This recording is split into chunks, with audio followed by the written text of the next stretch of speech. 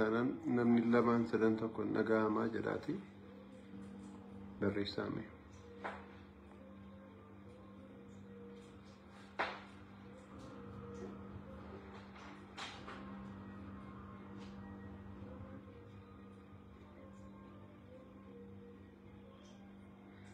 Nagahama.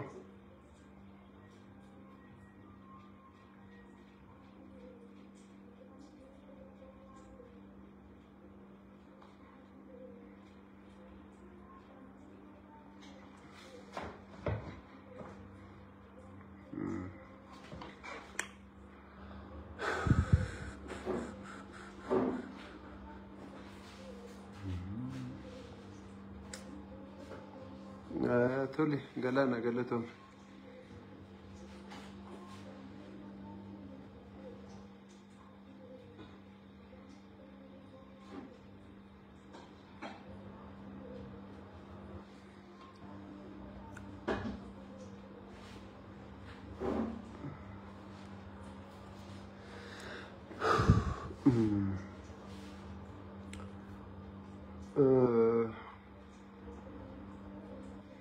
Egaa jalqaba irratti suuraan akka boqote dhaqee ergan ilaalee mirkaneeffadhee boodan Facebook irratti maxxansee namoonni baay'een anis dhaqee waanan amaneeffan maxxanse malee tu nama kan biraarraa waan dhaqee argeeffan maxxanse malee amanuuf hin cima. Garuu gabaabaadhumatti har'a ganama sa'aatii 5 keessa naannaa Gullalleen ture. Boqoteera kan jedhu oduu dhagee amanuu hin dandeenye. Hospitaala Phaawulos akka inni dhagee fiigeen dhaqee. So gaafa naqu akkuma jedhamedha. Hiriyoonni isaa achi jiru hundumtuu walitti namanii bu'aa jiru. So baay'ee ulfaata, baay'ee cimaa. Nun jalqaba irratti gara dhimma kootti gaafa galu nun har'a sa'aatii 5 booda dhageenye. Namoonni baay'een sa'aatii 5 sa'aatii 6 booda kan dhageenye. Dhannee gaafa gaafannu garuu kaleessa galgala sa'aatii 5 keessa ajjeefamee gara hospitaala Phaawulositti kan inni geeffamee halkan sa'aatii 7 akka ta'e nutti himanii. Eessammoo ture jennaan hamma sa'aatii 2tti hiriyoota isaa wajjin akka inni turee fi sa'aatii 2 booda namni bilbilee gara hoteelaatti akka inni waamee fi akka inni achi dhaqeen dhaga'e. So duubatti deebi'een hiriyoota isaa gaafadhe jechuudha. Hiriyoota isaa gaafan gaafadhu walitti bu'iinsa qabaa sooraanii jedhee gaafannaan keessattuu Firaa'ol Riyaasaadha danuunfaa jiru. Eeyyee namoonni hin beekamne bilbilanii doorsisaa turanii si ajjeesna naan jedhanii jedhee ijoollee hiriyoota isaatti bilbilee himachaa tureedhani. Kanaaf eeyyuutu immoo kanattiin jedhee nan abbaa isaan beeku namni garuu naa bilbilee na doorsisaa jedhee ofii isaatti himachuu isaan dhagee. Kan inni jiraatu immoo naannaa Jamoodha. Jamoo iddoon itti ajjeefame sun hoteelicha maqaa isaa beektu. Achi keessatti du'ee argame. Akkamitti du'ee jennee gaafannaan immoo galgala sa'aatii 2tti hoteela deemee erga jedhamee booda deebisamee immoo utuu dhanna isaa dhiqatu mucucaatee kufee waan jedhuu fi justification akkasii kennaniiru jechuudha. Baay'ee ulfaataadha. Dargaggeessa wal deemaa kaameraa kadhatee meeshaa kadhatee waan danda'u hojjetee jireenya isaa sirreeffachuudhaaf olii gadi fiigu. Bifa kanaan ajjeesuun faayidaa isaa hin beeku. Akkamitti du'e kan jedhu seerri qoratee bira haa ga'u. Garuu baay'ee nama gaddisiisa. Tokkoffaa edda halkan sa'aatii 5tti, sa'aatii 6tti, sa'aatii 7tti isaa ta'u edda boqotee taanaan amma sa'aatii kanaatti hamma har'a guyyaa tursuun maaliif barbaachise?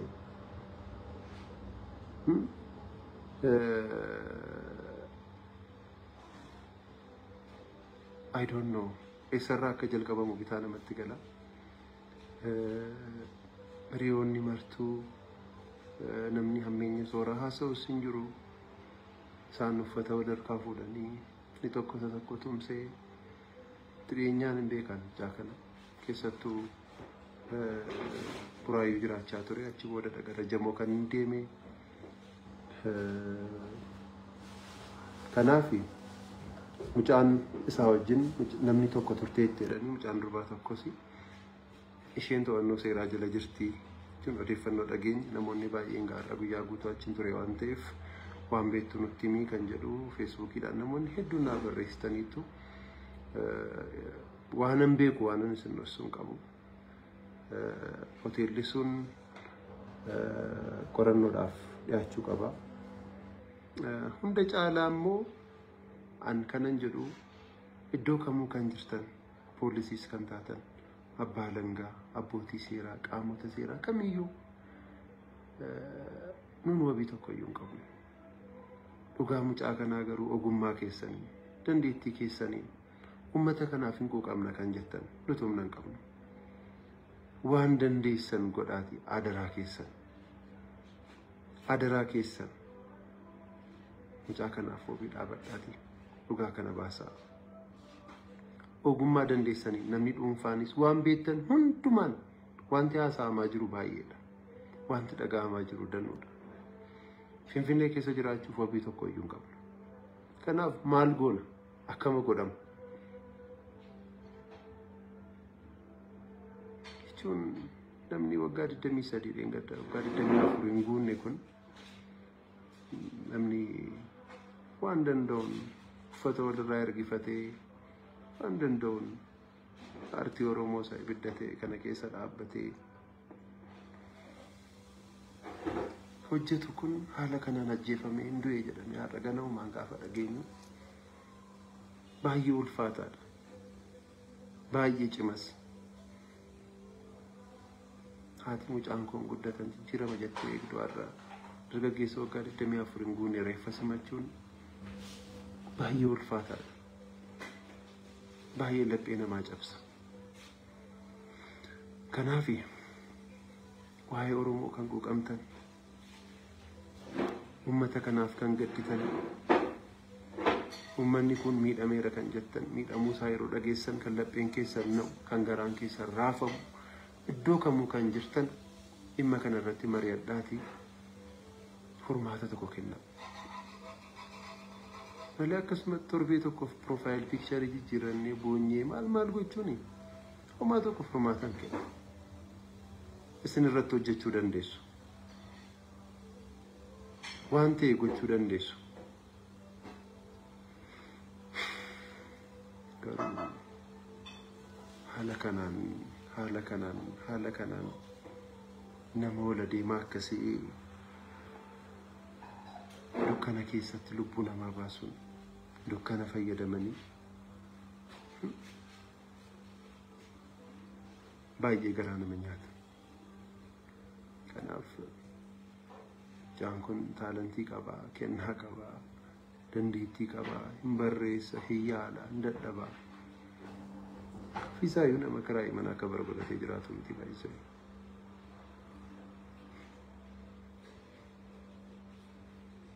Dukkanumaan. Kanaaf adaraa keessan irratti hojjedhaati namoonni humna qabdan, namoonni jabina qabdan, namoonni dhuunfaan waan ta'e gochuu danda'u. Dhimma kana irratti wal mari'adhaati keessattuu Oromoonni walitti adeemaati. Hoteela kanas qoradhaati. Du'a kanaa wajjin wal qabatee waan jiru hundasaa ifatti baasuuf yaala. Kana booda lubbuun isaan deebi'aa miti. Abbaan ajjeesituu barameeyyuu gammachuu guddaa kenna jechuu miti. Lubbuun isaa beera waan ta'eef isa deebisuun hin danda'amu. Kanaaf ani kanan isiniin jedha.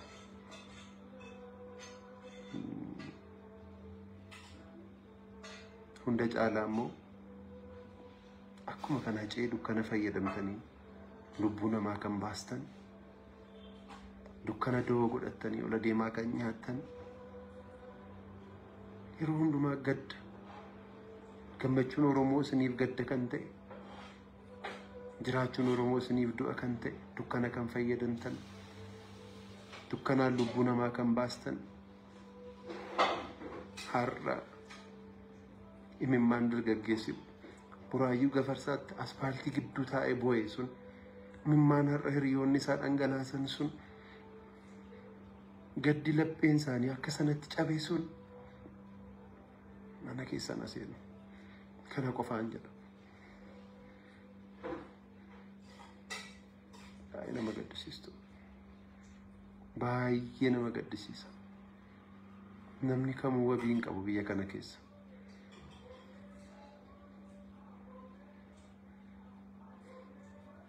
Asfaaltii gidduu taa'ee boo'ee har'a.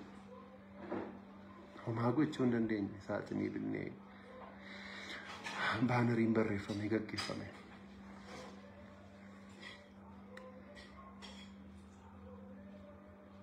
Kanaaf homaa gochuun hin danda'amu amananii fudhachuudha. Ani jechootan dubbadhus na jalaa badeera. Obboloonni har'a qarshii walitti buustanii artistii homaa hin qabne kana qarshii kan saanduqaa walitti buustanii abaaboo bittanii achumatti wal galmeessitanii reeffa qorachiistanii waan hundumaa gootanii konkolaataa maatiin ittiin deeman kireessitanii achumatti walii gadi kan fiiddan kan dadhabdan guyyaa har'a iddoo sana kan turtan hundi keessan gaddi isin hin argatin.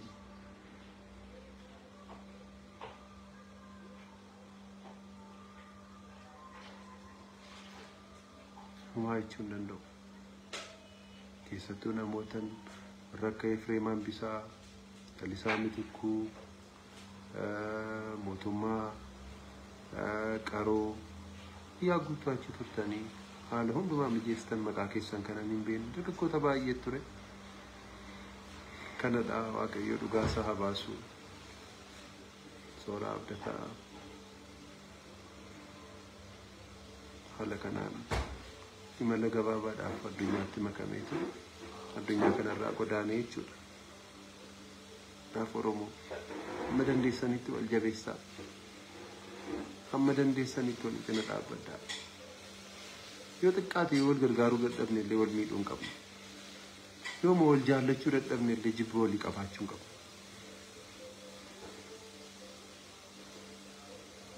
Hundumtuu walitti duulee hundumtuu Finfinnee keessa baay'ee sodaachisa baay'ee yeroo ammaa kana baay'ee sodaachisa.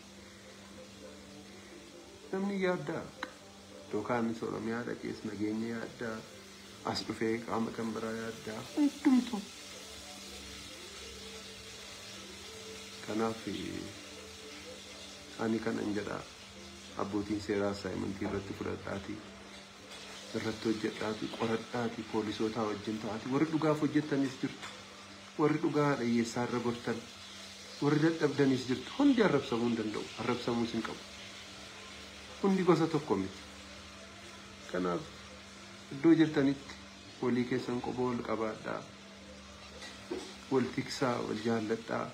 Yoo obboleessi keessan hiriyaan keessan yoo inni miskoolii isinii godhee rakkatee ta'uu danda'a walii bilbilaa wal gaafadhaa. Dasti bakka ani guyyaa har'aa laayivii galee kana haasa'uuf miti sagantaa kan biraa waa'ee piroojeektii kan biraa isinitti himee dargaggootaa wajjin piroojeektiin qophaa'e tokkoof deemuuf malee sooraan ala akkasiitiin akkasitti wareegamee wal argina jedhee yaadne. Kanaaf gaarreeffi isaa amma galgala kana halkan geedoo haa ta'u ijaajjii hamma danda'an deemanii borgara ganamaa Naqqamtee galuu achi booda hin deemu dargaggoonni karaa irra dhaabadhaatii wajjin ta'aatii gadda keessan ibsachuu dandeessu hin dhufuu isaanumaan lafa isaan jiran baay'ee ulfaataadha. Artistiin Oromoo baay'ee komeediyaanii yeroo inni kolfu arguu dandeessu malee gurbaan lafatti kolfeen beeku jireenyaa hoo. Komeedii irratti sanni kolfuun laali naasan dudduubni isaa boo'ichadha baay'ee.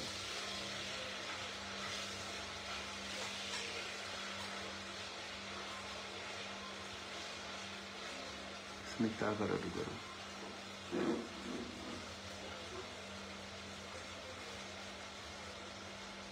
Nimmaan dargaggeessa burraayyuu irraa ispaaltii gidduu taa'ee boo'ee sun inni gafarsaa sun isinitti haa faradu. Deebifachuu dadhaban.